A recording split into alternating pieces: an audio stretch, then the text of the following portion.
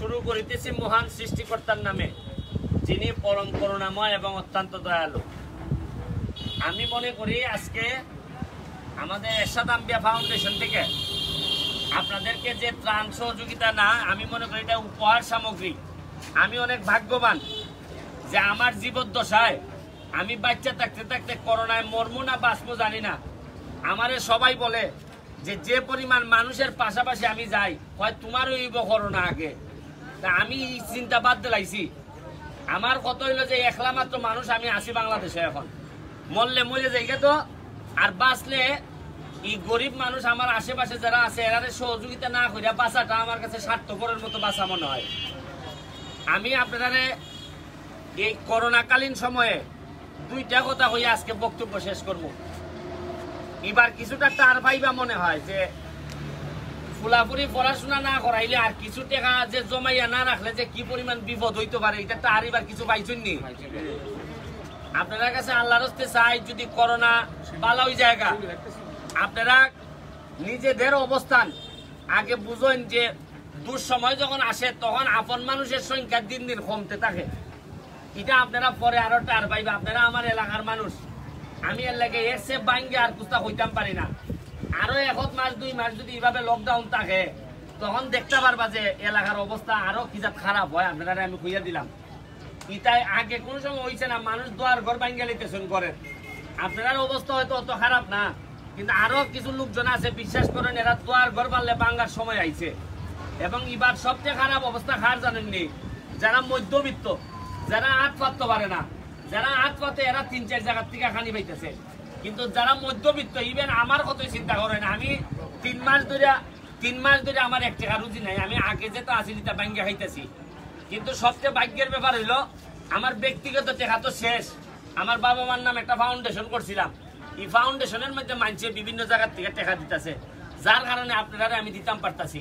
এটা এমন না যে আমি আমার নিজের বাপের জমি বিচ্ছেদ লাইতেছি।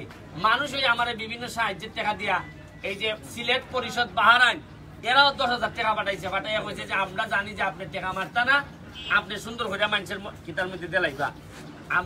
আমি অত্যন্ত খুশি যে আপনারা আমার দাওয়াতে আইছেন। আর একটা কথা হইয়া যায়, দুঃসময়ে যে যার ফাঁসে দাঁড়াইতে, এইটাই লগিয়া সবচেয়ে বড় ধর্ম। আমরা যে ধর্মের থাকি না করে আমরা এটা বিশ্বাস করি, মানুষের দুঃসময়ে আপনারা যেমন সোনারঘাটের রিক্সা শ্রমিক থেকে দইরা যে শ্রমিক আছেন সবাই আমি চেষ্টা করতেছি আমি রিচ করার, পৌঁছানোর।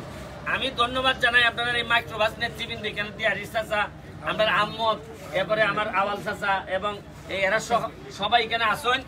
আমি একটা কথা কই, আপনারা আমি আপনাদের ভাই, আপনার লাগে দোয়া রইল যতটুকু পারি একবারে শেষ বেলা পর্যন্ত। আমি তো হইয়া রাখছি যে আমার ঘরের মধ্যে 1 কেজি চাউলও যদি থাকে তাও আমি চেষ্টা করবো, যদি সত্যিকারের লোক পাই যে এর খানির অভাব আছে, তাহলে এখান থেকে হইলো আমি 1/2 কেজি চাউল দিয়ে হইলো চেষ্টা করবো সোনারঘাটবাসীর সাথে থাকার। কারণ হইল গিয়ে একটুই, এটার কারণ হইল গিয়ে আমি কোনো রাজনীতি করি কারণে না, কারণ এখানের বেশিরভাগ মানুষগুলো আমার জানাজার থাকবো, এটা আমার বিশ্বাস। আর জানাজার থাকতে যেহেতু আমার সাক্ষী দিব, হুজুরে যখন জিগাইবা যে লোকটা কেমন আছিল, আপনারা আমার বিশ্বাস আমি বালা না হইলো লাশের দ্বারা দাঁড়াইয়া মানুষে কয় না যে খারাপ আছিল, ফিসিদা খারিয়া কয় না লোক বালা আছিল। তা অন্তত যেহেতু জানাজার মধ্যে খারিয়া আপনারা যেহেতু কইবা লোক বালা আছিল, তাইলে জীবিত থাকতে অন্তত মানুষের আপনারা বাসে দাঁড়াইয়া ইটার হক আদায় হইয়া দিবার লাগে আজকে আপনারা এই উপহার সামগ্রী দিয়া আমি আমার ঋণ মুক্ত হইবার চেষ্টা করতেছি। আপনারা আবারও কইতাছি, আল্লাহর হস্তে একটু পড়াইবা, খোলা বান না পড়াইলে আপনারা আর কতদিন থাকবা, গাড়ি ঘোড়া কতদিন থাকবো ঠিক নাই। আপনারা কিতা হইতাম, আমার কাছে তো সব কেই চায়, ড্রাইভারি করতেছে বহুদিন, বালা চলতেছে, হঠাৎ করে সামান্য একটা অ্যাক্সিডেন্ট হয়েছে, ওইয়া ভাও ভাঙছে, অথবা কোনো কারণে একটা সমস্যা হয়েছে, এর রে ভাই আর অর্থনৈতিক ভাবে ফিরাইয়া আনা যায় না, দেখা যায় ওই যে পড়ছে ইটারে আর বাঁচানি যায় না। এর লাগি কই আপনারা যারা নেতৃবৃন্দ আছে তারারে কইমু, আপনারা যে সংস্থা করছেন, যে কমিটি করেন, ইটারে আরো স্ট্রং করেন, যাতে আপনারা বিপদে পড়লে, বড় বিপদে পড়লে এইসব কমিটিরা যেন আপনারা সুবিধা দিতে পারে। আপনারা জানেন কিনা প্রায় 500-700 কোটি টাকা শ্রমিকদের জন্য এরকম ভাবে টাকা তোলা হয়, কিন্তু দুঃখের বিষয় হইল গিয়া আমরা বড় বড় টাকার যারা নেতারা আছেন তারা এইভাবে কোন শ্রমিকদের দুঃসময়ে একলা টেক হয়ে ইভেন নেতাদেরকেই পাওয়া যায় না।